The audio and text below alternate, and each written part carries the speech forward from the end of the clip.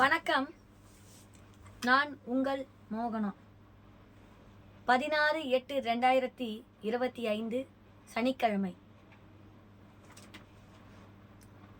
இது உண்மையான பகுத்தறிவு எது, ஆன்மீகம் சொல்வது என்ன, கருத்தை கவரும் கலகல கதைகள் அப்படின்னு சொல்லிட்டு தென்காசி கோ சுவாமிநாதன் அவர்கள் இந்த புக்கு எழுதியிருக்காங்க. வாழ்க்கையின் அதாவது ஆமாம், வாழ்க்கை, பகுத்தறிவு, கருத்துகள், ஆன்மீகம், உண்மை கதைகள், கலகலப்பான கதைகள் இதெல்லாம் கூட சொல்றாங்க. மாளிகையின் விலை ₹1 தலைப்பு. மாளிகையின் ₹1 தலைப்பு. இதை பற்றி சொல்கிறேன். ஆனால் அங்கிள் மாதிரி நிறைய நான் விவரிக்க மாட்டேன். அவங்க 1 மணி நேரம் பேசுவாங்க. எனக்கு பழகி விட்டுருக்காங்க. அதே மாதிரி நீங்கள் பேசணும் அப்படின்னு சொல்லிட்டு போயிருக்காங்க. கடலில் கப்பல் ஒன்று போய்கொண்டிருந்தது. நல்லா கேட்டுக்கோங்க. கடலில் கப்பல் ஒன்று போய்கொண்டிருந்தது. பக்தர் ஒருவர் அதில் பயணம் செய்தார். கப்பல்ல ஒரு பக்தர் பயணம் செய்தார். நடுக்கடலில் சூறாவளி காற்றில் கப்பல் சிக்கி கொண்டது. அந்த பக்தர் ஏறினார் இல்லையா, அங்க சூறாவளி, நிறைய புயல் வீசிருக்கும் போது அந்த கப்பல் சிக்கிருச்சு. அப்போ கரையை தொடுவோமா என்ற கவலை எல்லோரையும் பற்றி கொண்டது. அந்த கப்பல்ல இருந்தவங்களுக்கு நம்ம கரைக்கு போவோமா அப்படின்னு சொல்லிட்டு ஒரு பயத்திலேயே இருந்திருக்காங்க. கப்பலை அதான் அந்த சூறாவளியை அவங்க கப்பல் கட்டுப்படுத்தவே முடியல. அந்த கப்பல் திசை மாறி எங்கெங்கயோ போயிருக்கு. அப்போ ஏதாவது பாதையில் மோதி முழுகி விடுவோமோ என்கிற நிலைமை பக்தர் கண்களை மூடினர். கடவுளை நினைத்து வேண்டினர். அதாவது பக்தர்கள் ஐயோ நம்ம எங்கேயாவது போயிடுவோமோ, ஏதாவது ஒரு திசையில போய் முழுகிடுவோமோ அப்படின்னு சொல்லிட்டு அந்த பக்தர்கள் ரொம்ப அப்படிதான் வேண்டியிருக்காங்க. கடவுளை வேண்டியிருக்காங்க. அப்போ கடவுளை எப்படியாவது என்னை காப்பாற்றி விடு, நான் உயிர் பிழைத்து ஊர் போய் சேர்ந்து விட்டால் எனக்கு சொந்தமான ₹1 கோடி மதிப்புள்ள மாளிகையை உனக்கு காணிக்கையாகிறேன். அதாவது கடவுளை எப்படியாவது என்னை காப்பாற்றி விடு. கடவுள் கிட்ட போய் கெஞ்சுறாங்க, நீ எப்படியாவது என்னை காப்பாற்றுப்பா சாமி, உனக்கு நான் ஏதாவது கொடுக்குறேன், அதான் உனக்கு நான் ஏதாவது தரேன், பரிகாரம் பண்றேன். அந்த பரிகாரம் என்னன்னா, நான் உயிர் பிழைத்தால் மட்டுமே எனக்கு போதும், என்னுடைய ₹1 கோடி மதிப்புள்ள மாளிகை உனக்கு நான் தரேன் அப்படின்னு சொல்லிட்டு அவங்க சொல்றாங்க. என்னது, மாளிகை நான் உனக்கு தரேன் அப்படின்னு சொல்லிட்டு அவங்க சொல்றாங்க. அவரது வேண்டலை பலித்தது. புயல் ஓய்ந்தது. கப்பல் பத்திரமாக கரைக்கு சேர்ந்தது. அதான் இவர் வேண்டார்ல, நான் ₹1 கோடி மதிப்புள்ள அந்த ஒரு வீட்டை உனக்கு மாளிகையை நான் உனக்கு காணிக்கையா கொடுக்குறேன்னு கடவுள்கிட்ட வேண்டார்ல, அந்த கடவுள் அதை அந்த கடவுள் அந்த வேண்டுதலை எடுத்துக்கின்னு அவருடைய வாக்கும் பழிச்சிருச்சு. அவரும் கரைக்கு போயிட்டாரு. கரை ஏறிய பக்தன் யோசிச்சான், நம்ம மனசுதான் இதுவா இருக்குமே, ஐயோ நம்ம பழிச்சிட்டோம், நம்ம ஏன் இவர் கடவுளுக்கு ₹1 கோடி மாளிகை தரணும்? அதை பெண் புத்தி, சிறிய புத்தி இருக்குதுல்ல, அது சொல்லியிருக்கு. அப்போ கப்பலில் என்னோடு ஏராளமானவர்கள் பயணம் செய்தானே, அவர்களும் பத்திரமாக கரையேறி இருக்கிறார்கள். நான் கொஞ்சம் அவசரப்பட்டு விட்டேனே, ஆண்டவனுக்கு அப்படி ஒரு வாக்குறுதியை கொடுத்திருக்க வேண்டியது இல்லையே. பாருங்க, எல்லாரும் தான் ஏறி இருக்கிறாங்க, எல்லாரும் தான் போயிட்டாங்க, நம்ம மட்டும் ஏன் இந்த மாதிரி வேண்டிட்டோம் அப்படின்னு சொல்லிட்டு அவர் நினைக்கிறாரு. பக்தரின் சிந்தனை தொடர்ந்து, எப்படி இருந்தாலும் பிரார்த்தனையிலிருந்து பின்வாங்க முடியாது, அதை நிறைவேற்ற வேண்டியது உண்மையான பக்தனின் கடமை, என்ன செய்வோம்? அதான் நம்ம கடவுளின் பக்தன், நம்ம இந்த மாதிரி வேண்டிட்டோம், நம்ம செய்யலாமா வேணாவா அப்படின்னு சொல்லி யோசிச்சுருக்கிறார். முடிவாக அவர் ஒரு ஏற்பாடு செய்தார். என்ன ஏற்பாடு பாருங்க. அந்த மாளிகை ஏலம் விடுவதாக அறிவித்தார். அதாவது அந்த மாளிகை ஒரு 10 லட்சம், அஞ்சு அஞ்சு 5 லட்சம், 10 லட்சம், 15 லட்சம், 20 லட்சம், 30 லட்சம், 35 லட்சம், இந்த மாதிரி ஏலம் விட்டுருக்கிறார். ஏலம் கேட்க எல்லோரும் வந்து கூடினார்கள். அதான் வருவாங்கல்ல, வந்து வாங்கறதுக்காக ஏலம் வந்து கூடியிருக்காங்க. அப்போ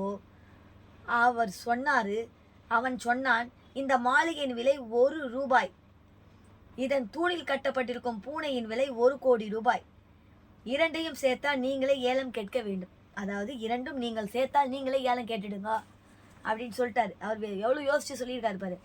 ஒரு ஒரு மாளிகையின் விலை 1 ரூபாய் தான், ஆனால் வந்து பூனையின் விலை 1 கோடி ரூபாயாம் அப்படின்னு சொல்லியிருக்காரு. ஏலம் கேட்டார்கள், விற்பனை முடிந்தது, கோயிலுக்கு போனான். பாருங்க எவ்வளோ உஷாரா இருக்காரு பாருங்க. பக்தர் ஏலம் கேட்டாங்க, விற்பனை முடிஞ்சிடுச்சு, கோயிலுக்கு போயிட்டாரு. கடவுளே சொன்னபடி, அதை இவர் 1 ரூபாய் குத்துருப்பா போடுது. கடவுளே சொன்னபடி இந்த மாளிகை ஏலம் விட்டேன், அதற்குரிய தொகையை இதோ உனது உண்டியலில் சேர்த்து விட்டேன் என்றபடி 1 ரூபாய், பார்த்தியா நான் சொன்னேன்ல, 1 ரூபாயை உண்டியலில் போட்டார். அந்த பக்தன் கம்பீரமாக வெளியே வந்தான். நண்பர்களே கொஞ்சம் யோசித்து பாருங்கள், இன்றைய பக்தி கடவுளையும் வியாபார பொருளாகி விடுகிறது. பார்த்தீங்களா? அதான் அது வந்து ஏலம் விட்டவொடனே அவங்க என்னென்ன சொல்லிடுறாங்க, 1 ரூபான்னு சொல்கிறாங்கல்ல, அந்த 1 ரூபாய் சொன்னவுடனே என்ன பண்ணுறாங்க, 1 ரூபாய் சொன்னோன்னா, ஐயோ 1 ரூபாவா, சரி 1 ரூபாவை போடலாம் அப்படின்னு சொல்லிட்டு அந்த கடவுள்கிட்ட அந்த 1 ரூபாய் போட்டுடுறாங்க. இதுதாங்க இன்றைய பக்தி கடவுளையும் வியாபாரமாக ஆக்கி விடுகிறது. அதான் 1 ரூபாய் ஏலத்தை விட்டுட்டு 1 ரூபாய் போட்டுடுறாரு. இந்த பாருங்க, கடலில் கப்பல் ஒன்று போய் கொண்டிருந்தது. பக்தர் ஒருவர் அதிக பயணம் செய்தார். நடுக்கடலில் சூறாவளி காற்றில் கப்பல் சிக்கி கொண்டது. கரையை தொடுவோமா என்ற கவலை எல்லோரையும் பற்றி கொண்டது. கப்பலை கட்டுப்படுத்த முடியவில்லை. கப்பல் திசை மாறி போனது. ஏதாவது பாதையில் மோதி முழுகி விடுவோமோ என்கிற நிலைமை பக்தர் கண்களை மூடினர். கடவுளை நினைத்து பாடினர். கடவுளே, எப்படியாவது என்னை காப்பாற்றி விடு. நான் உயிர் பிழைத்து ஊர் போய் சேர்ந்து விட்டால் எனக்கு சொந்தமான 1 கோடி ரூபாய் மதிப்புள்ள மாளிகையை உனக்கு காணிக்கையாக தருகிறேன். எப்படி சொல்றாரு? அதான் நீ வந்து என்னை காப்பாத்திட்டீன்னா நான் உனக்கு 1 கோடியில் உள்ள என்னுடைய மாளிகை வீட்டை நான் உன் பேர்ல எழுதி வச்சிரேன்னு சொல்லிட்டார். அவரது வேண்டல், அதாவது கடவுள் பண்ணார். சரி, நம்மளுக்கு தான் அந்த 1 கோடி ரூபாய் மாளிகை வரப்போகுதுன்னு சொல்லிட்டு கடவுள் வந்து அதை இது பண்ணிட்டார். அந்த வேண்டுதலை நிறைவேற்றிட்டார். புயலும் ஓஞ்சிடுச்சு. அந்த புயல் சூறாவளி காற்று ஓஞ்சிடுச்சு. கப்பல் பத்திரமாக கரைக்கு வந்து சேர்ந்தது. அதாவது கப்பலும் பத்திரமா வந்துடுச்சு. கரையேறிய பக்தன் யோசிச்சான். அந்த பக்தன் வேண்டுதனால அவன் யோசிச்சிருக்கான், என்ன பண்றது அப்படின்னு. கப்பலில் என்னோடு ஏராளமானவர்கள் பயணம் செய்தனர். அவர்களும் பத்திரமாக கரையேறியிருக்கார்கள். நான் கொஞ்சம் அவசரப்பட்டு விட்டேனே. அதாவது ஐயோ என்னடா இது, எல்லாரும் தான் வந்துட்டாங்க, நம்மளும் வந்துட்டோம், இந்த 1 கோடி ரூபாய் மாளிகையை போய் அப்படியே எழுதுறது அப்படின்னு சொல்லி அவங்க யோசிச்சிருக்காங்க. யோசிச்ச உடனே ஆண்டவனுக்கு அப்படி ஒரு வாக்குறுதியை கொடுத்துருக்க வேண்டியது இல்லையே, அதான் யோசிச்சு சொல்லிட்டான். அதுக்கு பக்தனின் சிந்தனை தொடர்ந்தது. எப்படி இருந்தாலும் பிரார்த்தனையிலிருந்து பின்வாங்க முடியாது. அதை நிறைவேற்ற வேண்டியது உண்மையான பக்தனின் கடமை. என்ன செய்வது? இவருடைய குறுக்கு புதியை வச்சு யோசிக்கிறாரு. நம்ம வேண்டிட்டோம், கடவுள்கிட்ட கொடுக்குறோன்ட்டோம், கடவுள் என்னடா இது 1 கோடி ரூபாய் கொடுக்கலாமா, அந்த வீட்டை கொடுக்கலாமா வேணாமான்னு யோசிச்சுன்னுக்கிறார். அப்போ ஒரு ஐடியா வந்தது. அந்த ஐடியா என்னன்னா, முடிவாக அவர் ஒரு ஏற்பாடு செய்தான். என்ன ஏற்பாடு பாருங்க, அந்த மாளிகை ஏலம் விடுவதாக அறிவித்தான். அதான் ஏலம் விட்டுருக்கான். அந்த வீட்டை வந்து ஏலம் விடுறதுக்கு ஆளுங்க வர சொல்லியிருக்கான். ஏலம் கேட்க எல்லோரும் வந்து கூடினார்கள். அவன் சொன்னான், இந்த மாளிகையின் விலை 1 ரூபாய், இந்த தூணில் கட்டப்பட்டிருக்கும் பூனையின் விலை 1 கோடி ரூபாய், இரண்டையும் சேர்த்து நீங்களே ஏலம் கேட்க வேண்டும் என்று சொல்லிட்டார். அதுக்கு அவங்க பாருங்க, இந்த மாளிகை, அதான் இந்த வீட்டுக்கு வந்து 1 ரூபாய் தானா, ஆனா பூனையின் விலை வந்து 1 கோடி ரூபாவாம். பூனை தான் 1 கோடி ரூபாய், வீடு வந்து 1 ரூபாய் தான் அப்படின்னு சொல்லியிருக்காங்க. ஏலம் கேட்டார்கள், விற்பனை முடிந்தது. ஏலமும் கேட்டுட்டாங்க, விற்பனையும் முடிஞ்சிடுச்சு. கோவிலுக்கு போனார். கடவுளே, சொன்னபடி எனது மாளிகை ஏலம் விட்டுட்டேன். அதாவது நான் வந்து நீ சொன்ன மாதிரியே நான் ஏலம் விட்டுட்டேன். அதற்குரிய தொகையை இதோ உனது உண்டியலில் சேர்த்து விட்டேன். என்றபடி ஒரு ரூபாயை உண்டியலில் போட்டுவிட்டு அந்த பக்தன் கம்பீரமாக வெளியே வந்தான். அதான் பாருங்க, கடவுள்கிட்ட போய் நான் வந்து உனக்கு மாளிகை எழுதி தரேன்னு, மாளிகை வந்து 1 ரூபா தான், அந்த இந்த 1 ரூபாவை நான் உன் உண்டியலில் போடுறேன், என்னுடைய வேண்டுதலும் இதுவாயிடுச்சு பார்த்துக்க அப்படின்னு. அப்போ